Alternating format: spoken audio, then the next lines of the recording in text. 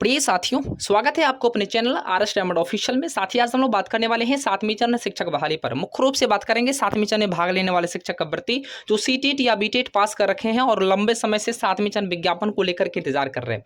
ऐसे में उनके बहुत सारे प्रश्न आते हैं कि सर कितने प्रतिशत मेधांक पर मेरा सिलेक्शन हो जाएगा। हम इस कैटेगरी से बिलोंग कर रहे हैं, सारे कैटेगरी की चर्चाएं होती हैं। और एक चीज लगातार शिक्षक भर्तियों के मन में है, सर इतने अंक हैं क्या, सीटेट में मेरे इतने नंबर आ रहे हैं, क्या हम एलिजिबल है 7th फेज के लिए बिहार में। तो कहीं ना कहीं बिहार में जो भी शिक्षक भर्ती हैं जो किसी भी कैटेगरी से बिलोंग करते हैं, आपके लिए सारे के सारे कन्फ्यूजन जितने सारे हैं, सारे कन्फ्यूजन आज हम दूर करने वाले हैं, चूंकि सारे डाटा हम आपके पास लेकर के आए हैं और बिल्कुल सारे चीज हम आपको बताएंगे भी।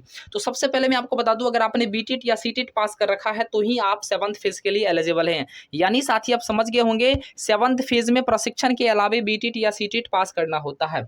बिहार में 7वें चरण बहाली के लिए बीटेट या सीटेट के जो आपको अंक प्रतिशत कितने होने चाहिए, इसको भी लेकर के हम लोग बात करते हैं। सबसे पहले साथी मैं आपको बता दूं कि 7वें चरण में आप तभी भाग ले सकते हैं जब आप प्रशिक्षण के अलावे बीटेट या सीटेट पास कर रखें, अर्थात दिसंबर 2019 वाला जो सीटेट पास कर रखें वो भी एलिजिबल है। जनवरी 2021 में जो सीटेट हुआ था उसमें भी पास अभ्यर्थी बिल्कुल एलिजिबल है, और लास्ट वाला दिसंबर 2021 कह सकते हैं, इसमें भी उत्तीर्ण जो भी अभ्यर्थी होंगे वो भी एलिजिबल है।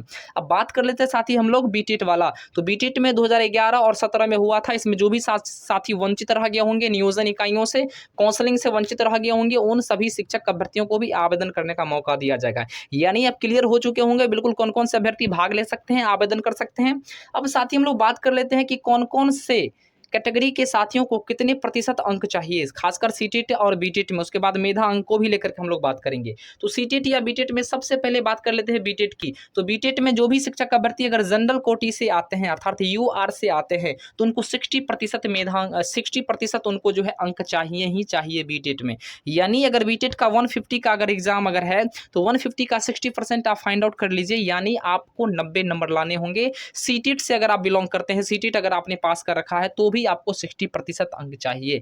यानी साथ ही आपको अगर 150 का 60% फाइंड आउट करेंगे तो बिल्कुल आपको 90 नंबर आते हैं। यानी अगर 90 नंबर आपके पास है तो आप एलिजिबल है 7th फेज के लिए बिहार में।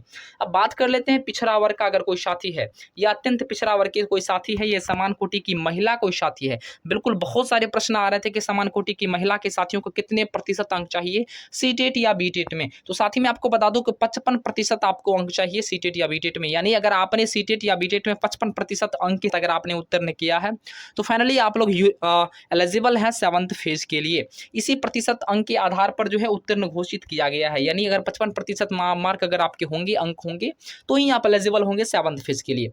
अब बात कर लेते हैं साथ ही इसी प्रकार से अगर कोई अनुसूचित जाति है, अनुसूचित जनजाति है, या कोई दिव्यांग कोटि की अभ्यर्थी है, साथ में ही उन सभी शिक्षक अभ्यर्थियों को न्यूनतम 50% मेधा अंक, 50% उनको अंक चाहिए, ठीक ना। सीटेट या बीटेट में उनके नंबर जो होने चाहिए, अंक जो होने चाहिए वो 50% होने चाहिए। अब साथ ही बात कर लेते हैं, यह प्रावधान सीटेट के लिए भी बिल्कुल लागू है और उक्त कोटि के सीटेट अभ्यर्थियों के लिए भी डाउनलोड प्रमाण पत्र मान्य होगा। यानी पहले जो है सीटेट डॉक्यूमेंट जो प्रोवाइड करता था तो वो ऑफलाइन माध्यम से आती थी, पोस्टमैन के द्वारा आती थी, जो हमें प्रोवाइड होती थी। लेकिन पुनः जो है अब 18 से जो है इस चीज़ को हटा दी गई है। अब जो फाइनली अभी ऑनलाइन तरीके से अर्थात डिजी लॉकर ऐप के माध्यम से आप अपने डॉक्यूमेंट को इशू कर सकते हैं, ठीक ना। तो इसलिए डिजी लॉकर ऐप से आप जो है प्राप्त भी कर सकते हैं। यानी अब जो है ऑनलाइन तरीके से सारे डॉक्यूमेंट्स अवेलेबल होते हैं सीटेट वाले, या हम लोग अंक पत्र की चर्चा कर ले या प्रमाण पत्र की चर्चा कर ले। अब साथ ही एक नीचे में एक नोट करके एक नियम भी लिखा हुआ है। इससे पहले नियम था कि पात्रता परीक्षा अर्थात जो बीटेट या सीटेट होती थी वो 82 या 82 अंक से कम प्राप्त करने वाले अभ्यर्थियों को 2 अंक का अतिरिक्त मेधा अंक दे नहीं होगा। और एक चीज आप नोट कर ले, अगर किसी भी साथियों का अगर 82 या 82 अंक अगर पहले आता था तो उनको 2 नंबर जो खासकर बोनस अंक जिसको कह सकते हैं या वेटेज कह सकते हैं, वेटेज मिलता था, इसको प्रावधान हटा दिया है। तो ऐसे भी आपको 7वें चरण में वेटेज नहीं मिलने वाला है। 7वें चरण में वेटेज को हटा दिया गया। अगर किसी का अंक अगर ज्यादा भी आता है तो फाइनली उन्हें वेटेज नहीं मिलेगी। यानी समझ गए होंगे आपको 7वें चरण में ये सारे क्राइटेरिया अगर आप फॉलो कर रहे हैं तो finally you are eligible for 7th phase. अब हम लोग बात कर लेते हैं साथ ही अगले बिंदुओं पर, कितने मेधा अंक अगर आपके चाहिए ताकि आप 7वें चरण में बिल्कुल आप सेफ जोन में होंगे। अगर आप बिहार के निवासी हैं, मूल निवासी हैं, तो ही आप 7वें चरण में आवेदन कर सकते हैं। चूँकि बिहार के मूल निवासी होना यानी डोमिसाइल के तहत बहाली होनी है, ऑनलाइन तरीके से बहाली होगी, सारे सॉफ्टवेयर तैयार होंगे और ये सचिवालय के माध्यम से ही सारे प्रोसेस किए जाएंगे। अब साथ ही बात आती है कितने मेधा अंकों पर शिक्षक अभ्यर्थियों का सिलेक्शन हो जाएगा। तो सबसे पहले यूआर की बात कर लेते हैं। अगर यूआर में कोई साथी हैं, अगर उनका मेधा अंक 60% के आसपास है या इससे ऊपर है तो वो सेफ जोन में है, क्लियर, वो सेफ जोन में है। अब बात कर लेते हैं ओबीसी की। देखिए 1-2 अंक आप घटा सकते हैं महिलाओं के लिए, ठीक ना, महिलाओं के लिए आप 56-57 कर सकते हैं, 57-56 कर सकते हैं, ठीक ना। तो यूआर में मेल की बता रहा हूँ, अब महिला इससे 1-2 अंक पीछे भी आ सकती है। उसके बाद साथ ही बात कर ले वहाँ पर हम लोग ओबीसी की बात कर ले, तो ओबीसी में अगर किसी भी अभ्यर्थियों का 58 बन रहा तो बिल्कुल वो एलिजिबल है 7th फेज के लिए, यानी मेधा अंक उनका 58% बन रहा तो एलिजिबल है, कम से कम इतने होने चाहिए।